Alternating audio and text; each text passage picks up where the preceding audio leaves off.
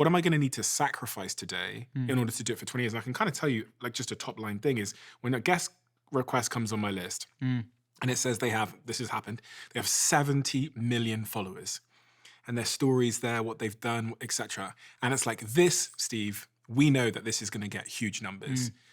But I don't want to sit there for 2.5 hours and speak to this person because I have no interest in fucking pop music in the South America. I know that the long-term decision to do the show for 20 years means in that moment, I have to say no.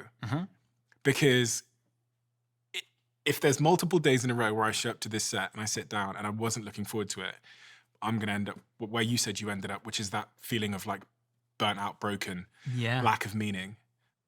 What gives you the strength to say no to the superficial win?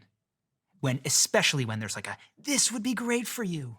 Wisdom of fucking up so many times in my life when I did that. Burn. And also being able to look forward at someone like Joe Rogan and watch his interviews where he talks about this and realizing that this principle of if you want to go far, you have to play like long-term games and make long-term decisions. And so now knowing what a short-term decision is versus a long-term decision, and actually being really aligned with Jack, who runs this show, because me and Jack are aligned on these things now quite intuitively. And we've kind of learned together, we've like made the short-term decision, gone, fuck, that was a bad idea.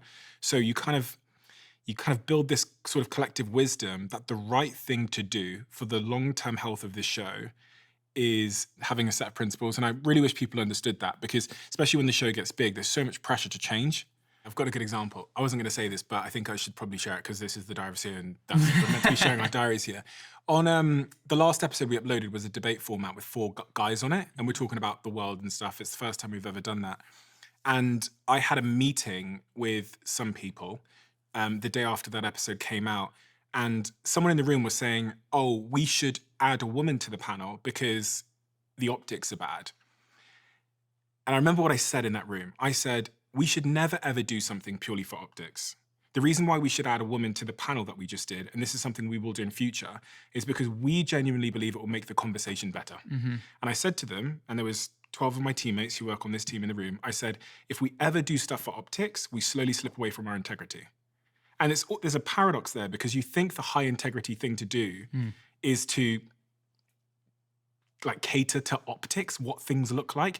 But actually the high integrity thing to do is to ignore virtue signaling and to do what's best for the conversation. And I just reiterated in that room that like the reason why in the future we're going to make these panels more diverse is because we believe that it's better for the audience.